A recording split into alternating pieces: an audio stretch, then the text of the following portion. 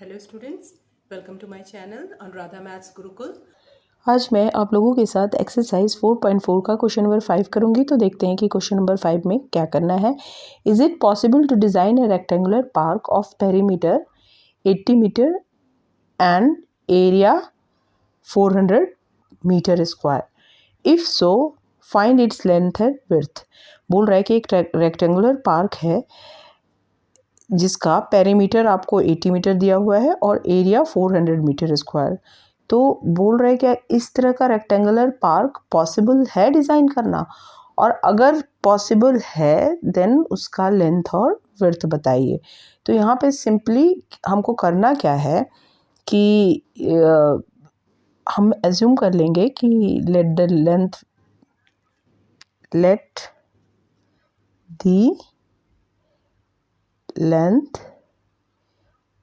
B x and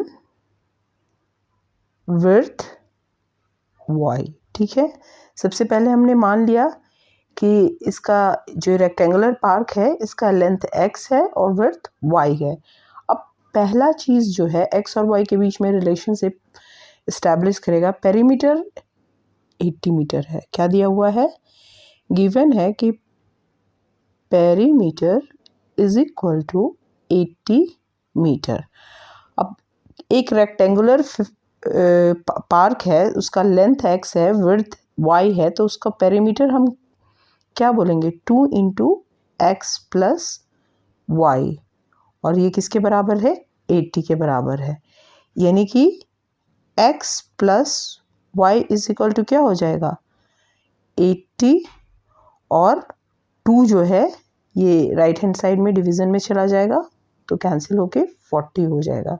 इसका मतलब क्या हो गया, x प्लस वाई लेंथ और विड्थ के बीच में हमको पहला रिलेशन मिल गया 40। ठीक है, इसका मतलब x इज इक्वल टू क्या हो जाएगा, 40 माइनस वाई। ये चीज़ हमको पता चल गया। अब नेक्स्ट क्या बोल रहा है कि एरिया जो है वो 400 मीटर स्क्वायर है। एरिया क्या बता रहा है, एरिया बोल रहा है 400 मीटर स्क्वायर। ठीक है, अब एरिया क्या होता है, लेंथ x है और विड्थ y है, तो एरिया क्या हो जाएगा, x इंटू वाई। किसी भी रेक्टेंगुलर पार्क का एरिया क्या होगा, length into width is equal to 400 metre. ठीक है, अब x हमारा लेंथ हो गया, देन पेरीमीटर वाले रिलेशन से क्या आया था, y इज इक्वल टू क्या आया था, 40 माइनस एक्स। यही तो y का वैल्यू था, निकला था ना। इसको यहाँ पे हम डाल के और सॉल्व करेंगे। तो x को 40 से मल्टीप्लाई करें तो क्या हो जाएगा, 40x, और x को माइनस एक्स से मल्टीप्लाई करेंगे तो minus x square is equal to 400। अब क्या करेंगे, 40x minus x square minus 400 को लेफ्ट हैंड साइड में लेके आएंगे तो माइनस हो जाएगा। अब नेक्स्ट स्टेप में हम क्या करेंगे, माइनस बाहर निकाल लेंगे, देन जो हमारा एक्स स्क्वायर वाला टर्म है, माइनस एक्स स्क्वायर है, वो एक्स स्क्वायर हो जाएगा, और प्लस 40x माइनस 40x हो जाएगा, और माइनस 400 प्लस 400 हो जाएगा। ये इज इक्वल टू 0। अब माइनस को हम राइट हैंड साइड में भेज देंगे, देन हमारे पास एक क्वाड्रेटिक इक्वेशन आ जाएगा, x square minus 40x plus 400 is equal to 0। अब ये जो क्वाड्रेटिक इक्वेशन है, अगर हम इसका डिस्क्रिमिनेंट निकालेंगे और अगर उससे हमको पता चलेगा कि रियल वैल्यूज़ है, तो इसका मतलब कि इस रेक्टेंगुलर पार्क को डिज़ाइन करना पॉसिबल है, अदरवाइज़ नहीं। और अगर रियल वैल्यूज़ होगा तो हम लेंथ और विड्थ का वैल्यू पता कर लेंगे। ठीक है, तो हम करके देखते हैं। अब इस क्वाड्रेटिक इक्वेशन का डिस्क्रिमिनेंट क्या हो जाएगा, d इज इक्वल टू हो जाएगा बी स्क्वायर माइनस 4ac। अब b क्या है यहाँ पे, -40 है, यानी कि -40 का स्क्वायर माइनस 4 इंटू ए क्या है 1 और सी क्या है 400, ठीक है।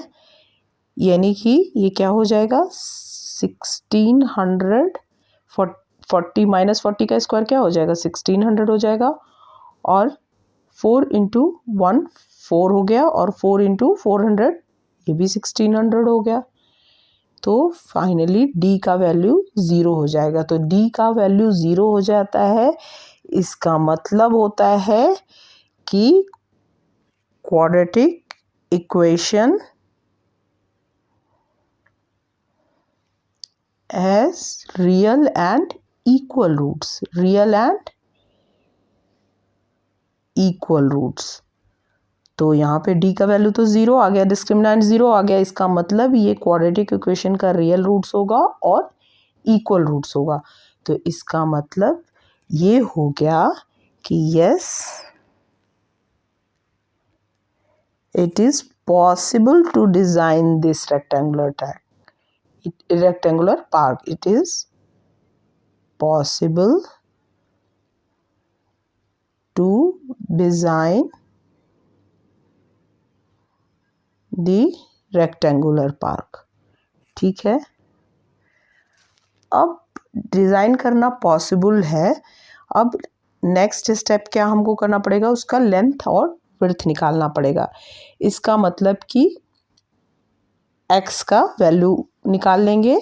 ये जो हमारे पास क्वाड्रेटिक इक्वेशन जो आया है x square minus 40 x plus 400, यहाँ से x का वैल्यू पता कर लेंगे, और जब x का वैल्यू पता चल जाएगा तो y जो है वो x के फॉर्म में क्या था, y is equal to 40 minus x, तो फिर y भी पता चल जाएगा, तो हमको लेंथ और विड्थ मिल जाएगा, ठीक है। तो यहाँ पे x का वैल्यू क्या हो जाएगा minus b plus minus under root discriminant by 2a। अब डिस्क्रिमिनांट तो 0 आया है, इसलिए इसका इक्वल रूट्स होगा, यानी ये वाला टर्म पूरा वैनिश हो जाएगा, प्लस माइनस 0 बाई 2a, यानी कि माइनस b बाई 2a, यही हो जाएगा x का वैल्यू। तो अब हम b की जगह माइनस और b की जगह क्या हो जाएगा माइनस 40, ठीक है, और 2 इंटू a की जगह 1 हो जाएगा, यानी कि माइनस माइनस प्लस 40 हो जाएगा अपॉन 2, यानी x का वैल्यू क्या हो जाएगा, x का वैल्यू हो जाएगा 20। तो जब x का वैल्यू जिसको हम लोगों ने लेंथ माना था वो 20 हो जाएगा, तो विड्थ कितना हो जाएगा इक्वल टू 20 आया, और y इज इक्वल टू क्या था 40 माइनस एक्स, जो कि हमारा विड्थ था।